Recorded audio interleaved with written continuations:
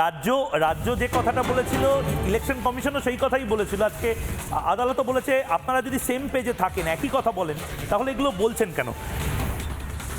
আরও এক সপ্তাহ বাড়লো এসআইআর এর শুনানির সময়সীমা। একদম অফিসিয়াল ভার্সন এই মুহূর্তে আসছে। আগামীকাল সব রাজ্যের সিইওদের সঙ্গে বৈঠক।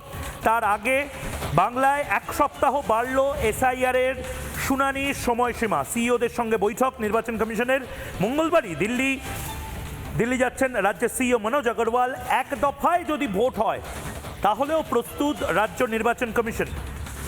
রাজ্য সরকারের গ্রেড বি আধিকারিক নিয়োগ সেটাও প্রায় নিশ্চিত হয়ে গেছে। এবার রিক্রুটমেন্ট প্রসেস শুরু হবে। আমি মণিশঙ্কর দাকে জিজ্ঞেস করতে চাই, মণিশঙ্কর দা অ্যাচিভমেন্টটা কি?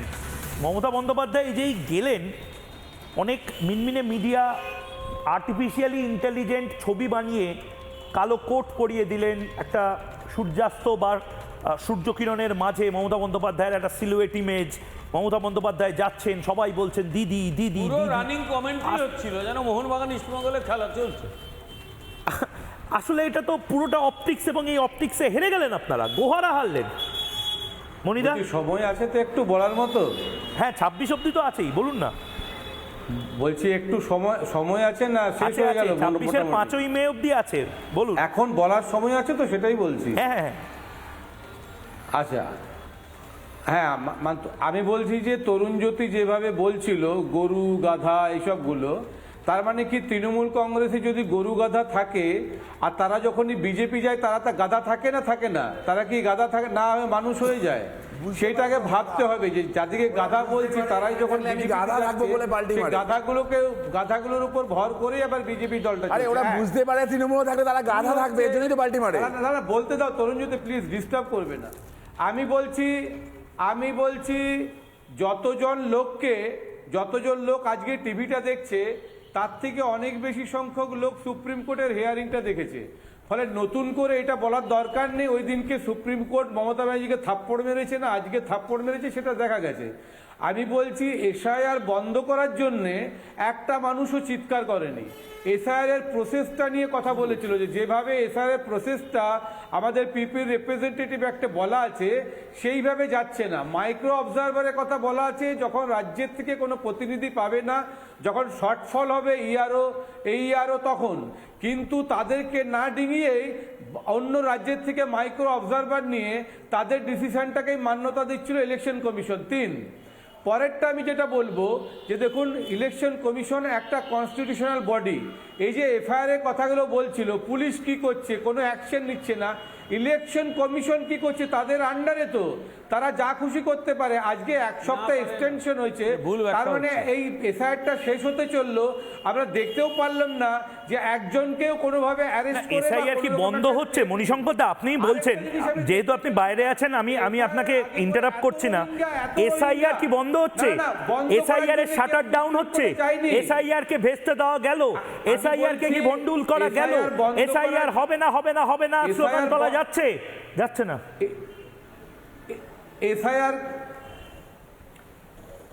এসআইআর কে কেউ বন্ধ করতে চায়নি। এসআইআর এর প্রসেসটা নিয়ে আমাদের আপত্তি। প্রথম থেকে কেউ বলেনি ট্রান্সপারেন্সি নিয়ে প্রশ্ন, যে প্রসেসে করছে, যেভাবে নাম বাদ দেওয়ার চেষ্টা করছে, সেটা নিয়ে অনেক আগেই বলা হয়েছিল যে কতগুলো রোহিঙ্গার নাম সামনে এসছে,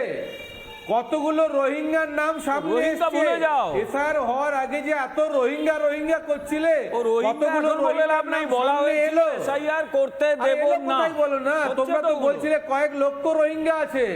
না, সেটার হিসেবটা আপনি পাচ্ছেন কোন থেকে? মনিদা, 60 লক্ষ এখনো মোটামুটি যে হিসেবটা পাওয়া যাচ্ছে, 60 লক্ষ মানুষের নাম বাদ গেছে। তার মধ্যে যদি 10 লাখ রোহিঙ্গা বা 10 লাখ বাংলাদেশি অনুপ্রবেশকারী থাকে, তাহলে সেটা কার জয়? 8 লক্ষ কেন? জয়টা কার? কোথায় নামগুলো? আমি তো বলছি এই জয়টা আমারও, মমতা বন্দ্যোপাধ্যায়েরও, মণিশঙ্কর দারও, শুভেন্দু অধিকারী বা তরুণ জ্যোতি দা, বিমল নন্দর। আপনারা কি কাঁদছেন রোহিঙ্গাদের নাম বাদ যাচ্ছে বলে? কাঁদছেন? কোথায় রোহিঙ্গা সেটা দেখাও। না না, কোথায় রোহিঙ্গা? আরে কোথায় অনেক কিছু আছে। আগে বলুন যে আপনাদের কি প্রবলেম হচ্ছে। বিমলদা 30 আমি সেকেন্ড। জাস্ট একটা কথা বলি মণিশঙ্কর, আলোচনাটা একটু আমরা অন্যদিকে দেখতে যাচ্ছে, চাইছিলাম তো। আলোচনা অন্যদিকে যাচ্ছে। সুপ্রিম কোর্ট নির্বাচন কমিশন তার যে নির্দেশনামা জারি করেছিল সেখানে কোথাও কি বলেছিল আমি রোহিঙ্গা খুঁজে বার করব এবং বাদ দেব? কোথাও বলেনি। পরিষ্কার করে বলা ছিল একজন বৈধ ভোটারেরও নাম যেন বাদ না যায়, আবার একজন অবৈধ, আমি শেষ করি, একজন অবৈধ ভোটারের নামও যেন না থাকে। রোহিঙ্গার আলোচনা পলিটিক্যাল প্ল্যাটফর্মে হয়েছিল। সুপ্রিম নির্বাচন কমিশন কখনোই সেটা বলেনি, বরং এই এসআইআর শুরুর আগে এই তৃণমূল কংগ্রেসের সর্বোচ্চ নেতৃত্ব কি এটা বলেনি আমার মৃতদেহের উপর দিয়ে এসআইআর হবে? কেউ কি বলেনি এসআইআর হলে রক্তগঙ্গা বয়ে যাবে? কেউ কি বলেনি এসআইআর এর ব্যাপারে বিজেপির কোন কর্মী এলে তাকে গাছে ল্যাম্পপোস্টে বেঁধে রাখুন? এগুলো বলা হয়েছিল কি হয়নি? এটাই তো জানতে চাইছি।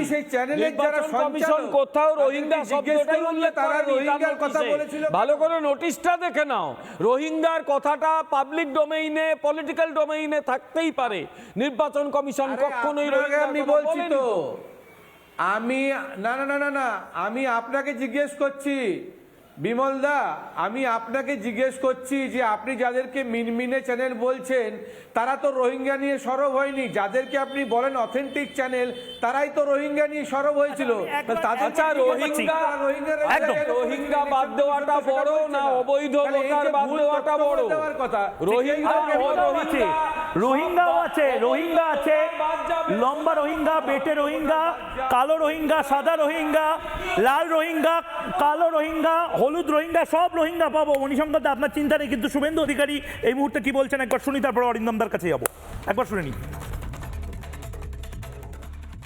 যে মূল উদ্দেশ্য নিয়ে মমতা বন্দ্যোপাধ্যায়ের অভিযান, নাটক, ড্রামা, এক শ্রেণীর সংবাদ মাধ্যমে বলা ইতিহাস তৈরি করলেন, সে কি ইতিহাস লোক দেখলো?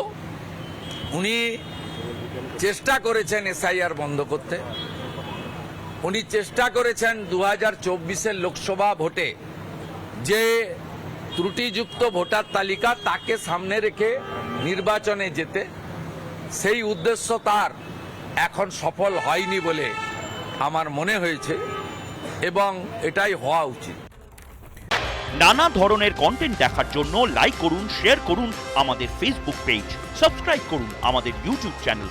পাশাপাশি অন্যান্য ব্রেকিং নিউজের জন্য অবশ্যই চোখ রাখুন রিপাবলিক বাংলায়।